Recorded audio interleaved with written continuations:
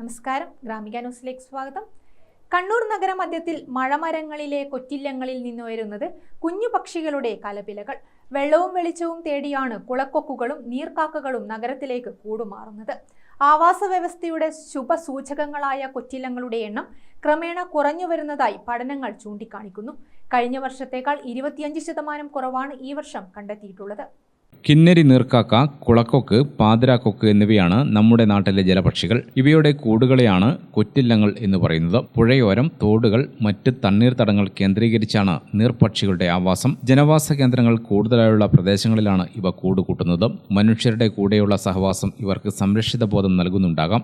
July, August മാസങ്ങളിലാണ് ഇവയുടെ പ്രജനനകാലം. ഈ സമയത്താണ് മനുഷ്യർക്ക് ഇവ ഏറെ ശല്യമായി തോന്നുന്നതും. അതിനാൽ ഇവയുടെ ആവാസ വ്യവസ്ഥയ്ക്ക് നേരെയുള്ള കടന്നുകയറ്റവും കൂടുതലാണ്. കൂടുകൂട്ടുന്ന മരങ്ങൾ വിവിധ കാരണങ്ങൾ പറഞ്ഞ് വ്യാപകമായി മുറിച്ചു മാറ്റുന്നതും കൊറ്റില്ലങ്ങൾക്ക് ഭീഷണിയാകുന്നുണ്ട്. ഇതേക്കുറിച്ച് കണ്ണൂർ തോട്ടട SN കോളേജ് സസ്യശാസ്ത്ര വിഭാഗം associate professor doctor KP Prashanth പറയുന്നത് ഇങ്ങനെ: കൊക്കുകൾ ഒരുമിച്ച് കൂട് കെട്ടുന്ന സ്ഥലമാണ് കൊറ്റില്ലം.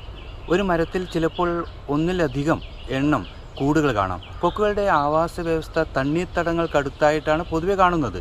എന്നാൽ കൊറ്റില്ലങ്ങൾ ജനവാസ കേന്ദ്രങ്ങളിലും കാണാം. കണ്ണൂരിലെയും തലശ്ശേരിയിലെയും ബസ് സ്റ്റാൻഡ് പരിസരത്തും റെയിൽവേ സ്റ്റേഷൻ പരിസരത്തും മറ്റും ജനങ്ങൾ തിങ്ങി നിറയുന്ന സ്ഥലങ്ങളിലൊക്കെ കൊറ്റില്ലങ്ങൾ കാണാം. കൊക്കുകൾ കൊളോണിയൽ ബ്രീഡിംഗ് സ്വഭാവം കാണിക്കുന്നവയാണ്. അതുകൊണ്ട് തന്നെ പ്രിഡേറ്റർ ഡിറ്റക്ഷൻ, ആഹാരവസ്തുക്കളുടെ അന്വേഷണം, അതേപോലെ സോഷ്യൽ ഇൻട്രാക്ഷൻ എന്നിവയിൽ അവർക്ക് ഗുണം കിട്ടുന്നുണ്ട്.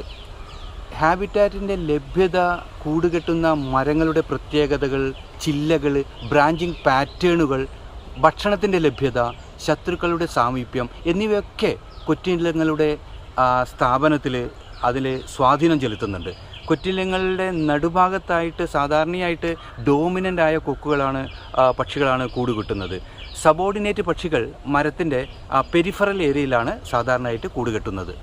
പ്രളയം തുടങ്ങിയ പ്രകൃതിക്ഷോഭങ്ങൾ വന്നതും ആവാസ വ്യവസ്ഥയ്ക്ക് വ്യതിയാനം സംഭവിച്ചതും കൊറ്റില്ലങ്ങൾ നഗരത്തിലേക്ക് ചേക്കേറാനിടയാക്കിയെന്ന് അനുമാനിക്കാം. കാലാവസ്ഥാ വ്യതിയാനത്തിന്റെ ഫലമായിട്ടാണ് പക്ഷികളുടെ ഈ നഗരവൽക്കരണത്തെ ഗവേഷകർ കാണുന്നത്. പരമ്പരാഗത വാസസ്ഥലമായ കണ്ടൽക്കാടുകളും തോടുകളും കുറഞ്ഞതോടെ അഭയം തേടിയാണ് ഇവ നഗരങ്ങളിലേക്ക് കുടിയേറുന്നത്. നഗരത്തിലെ മീൻ മാർക്കറ്റുകൾ പോലുള്ള സ്ഥലങ്ങൾ ഇവയുടെ ഭക്ഷ്യകേന്ദ്രങ്ങളായി മാറി. ഭക്ഷണത്തിന്റെ ലഭ്യതയും പരുന്തുകൾ, കാക്കകൾ, പാമ്പുകൾ തുടങ്ങിയ ശത്രുക്കളിൽ നിന്നുള്ള സുരക്ഷിതത്വവുമാണ് കൊക്കുകൾ നഗരങ്ങളിൽ സ്ഥിരതാമസമാക്കാനുള്ള കാരണങ്ങളിൽ ചിലത്.